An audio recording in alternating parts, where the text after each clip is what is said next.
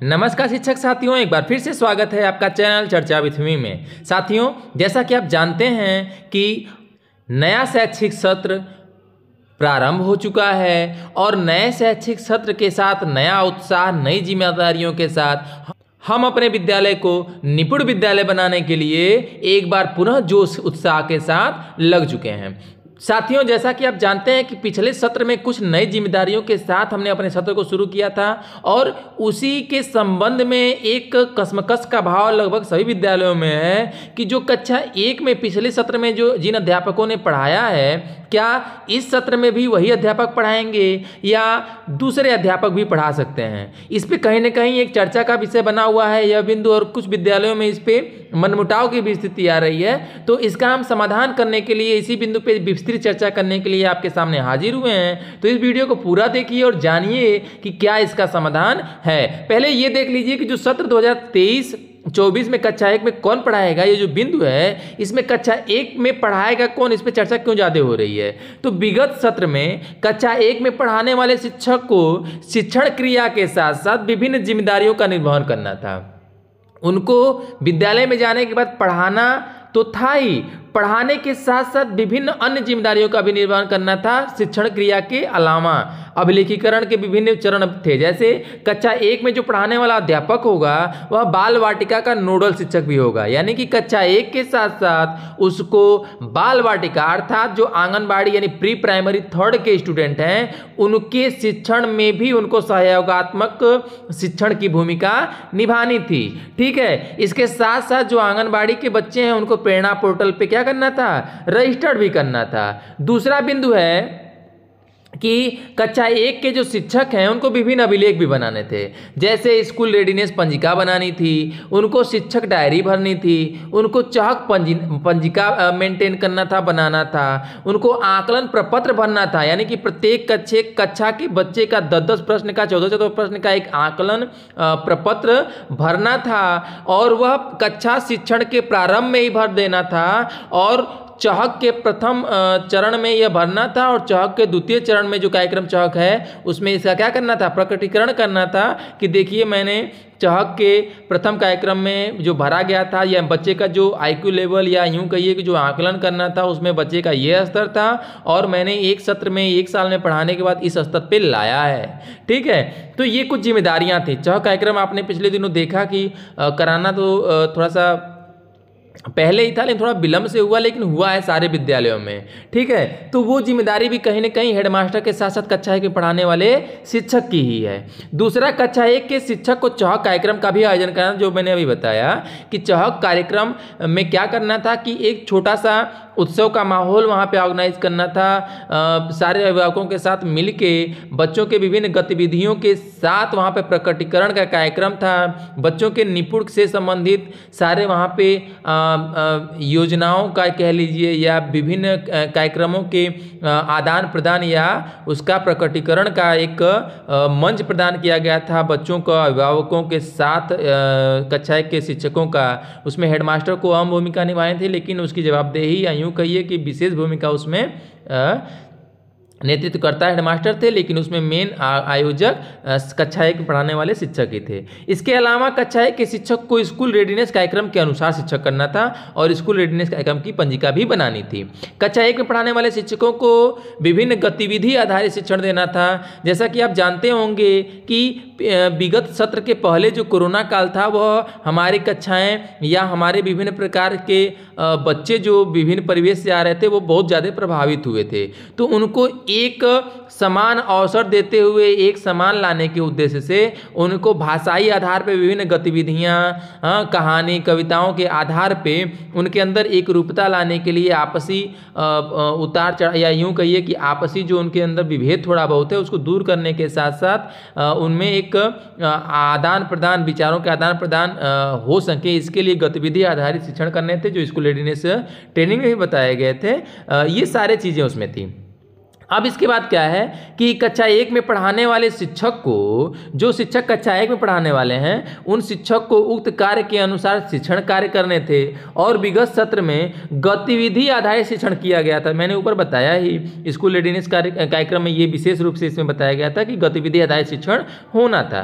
अब यहाँ पे एक बिंदु मैं आप सभी के साथ साझा करना चाहूँगा कि जो कक्षा 1, 2, 3 हैं, विशेषकर इसमें कक्षा 1 और 2 के लिए आप इस चीज़ को ध्यान दें कि जब कोई भी निरीक्षणकर्ता आता है, चाहे एबीएस से सर हो, चाहे बीएसए सर हो, चाहे डाइट से, चाहे और उच्च अधिकारी कोई आते हैं, तो वह आपको केवल और केवल कक्षा 1 से कुछ और गणित, हिंदी या अंग्रेजी के विषय में पूछें। इसके से पहले वो बच्चों से कविताओं को जानना चाहेंगे, कविताएं सुनना चाहेंगे कि अपने बेटा कक्षा 1 की जो कविता है उसको आप पढ़ाइए। अभी हाल ही में एक स्कूल का एक बड़ा अच्छा प्रकरण आया था कि वहाँ पे एबीएसए या बीएसए कोई पहुँचा था और उन्होंने कक्षा 1 के बच्चों से कोई कविता पूछी। बच्चे बोल रहे हैं कि नहीं मुझे नहीं पता, जबकि उन्होंने सभी वहाँ के शिक्षक ने सभी बच्चों को पढ़ाया था, कक्षा 1 की कविता बताई थी, वो नहीं बता पाए। उसके बाद जो वहाँ पे निरीक्षणकर्ता थे, अधिकारी थे, उन्होंने उस कक्षा के शिक्षक से पूछा कि आप बताइए कि कक्षा 1 की कविता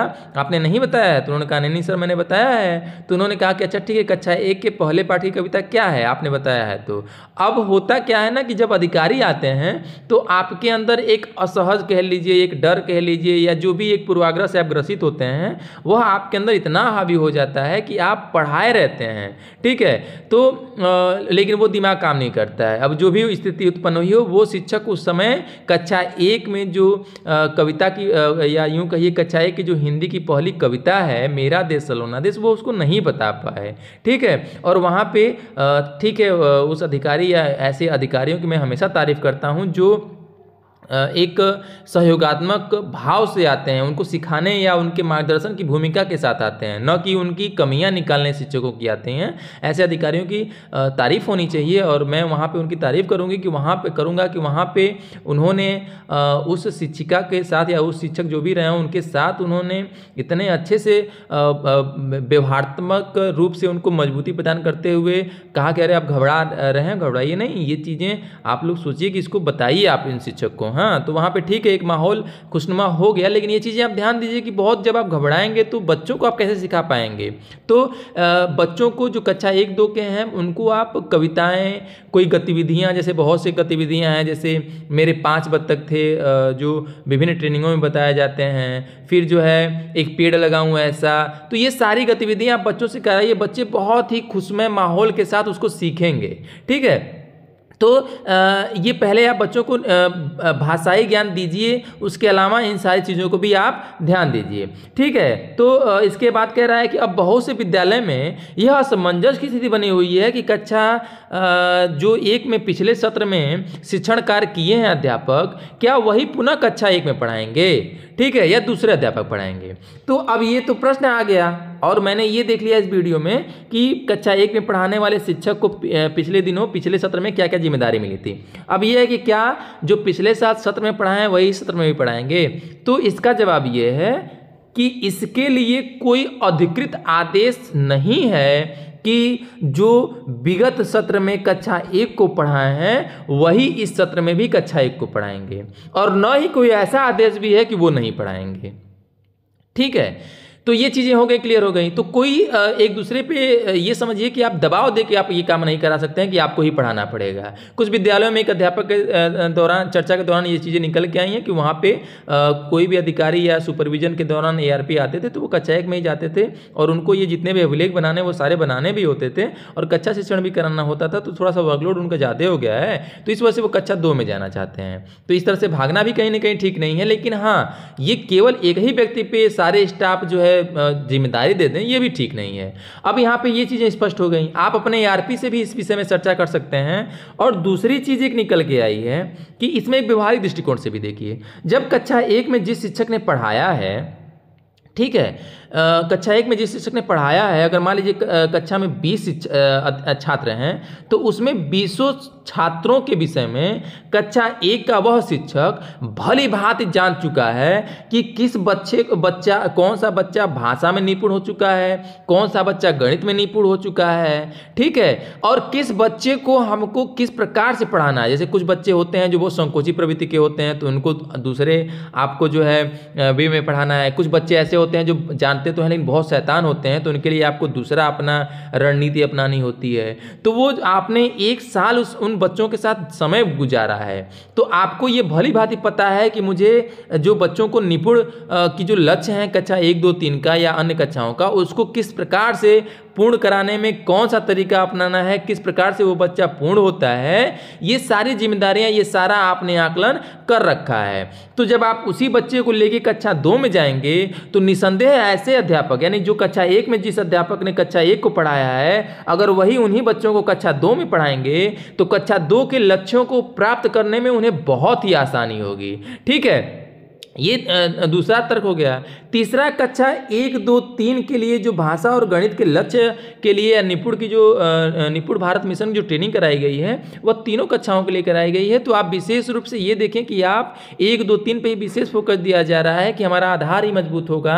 तो 1, 2, 3 के लिए ही सारे अध्यापक आपको, यहाँ तक कि किसी आपके भी यहाँ सुपरविजन में बहुत से अध्यापक ARP साथी जाते होंगे तो ये कहते होंगे कि ऐसा है कि कम से कम कक्षा 1, 2, 3 के लिए तो एक अध्यापक एकदम मस्ट होने चाहिए। उनको आप संयुक्त रूप से नहीं पढ़ाएं, प्रयास यही करिए। अगर संयुक्त पर्याप्त अध्यापक नहीं भी हैं, एक अध्यापक कम है, तो 4-5 वीक में पढ़ाएं, लेकिन 1, 2, 3 को अलग अलग ही शिक्षक पढ़ाएं। ठीक है, तो इसका कहने का मतलब ये है कि अलग अलग जब शिक्षक पढ़ाएंगे तो वो विशेष रूप से ध्यान दे लेंगे। तो अब ध्यान देने का मतलब यही है कि जब आप उन प्रत्येक एक छात्र को, मैं हमेशा अपने वीडियो में बताता हूं कि पहले तो ये ध्यान देना है आपको कि अपने कक्षा के सारे बच्चों का नाम आपको पता होना चाहिए। उनको विशेष बालक होने का उनके अंदर आभास हो कि मुझे सर या मैडम मेरे नाम से मुझे जानते हैं। ऐसा नहीं कि हरा पीला या उसके बगल में बैठा हुआ है, ऐसे बुलाएंगे ऐसे। और आप निसंदेह जब 1 महीना प्रयास करेंगे, भले 40 लड़के हों, 50 लड़के हों, तो आप आसानी से इन बच्चों को इन नाम से जान लेंगे। ठीक है, तो अब जब कक्षा 2 में या 3 में उसी बच्चे को आप लेके जाएंगे तो निसंदेह ये सारी चीज़ें जो है ना, आप 4 में पढ़ाने वाले शिक्षक को निपुण लक्ष्य के लिए बहुत मेहनत नहीं करना पड़ेगा, क्योंकि आपने 3 तक ही उनको इतना एक्सपर्ट कर दिया है, निपुण बालक बना दिया है कि वो आसानी से उसमें कार्य कर लेंगे। फिर 3 के बाद अपना चक्र बना लीजिए, फिर कक्षा 3 में पढ़ाने के बाद आप फिर 1 से वही शिक्षक पढ़ाना शुरू कर दे।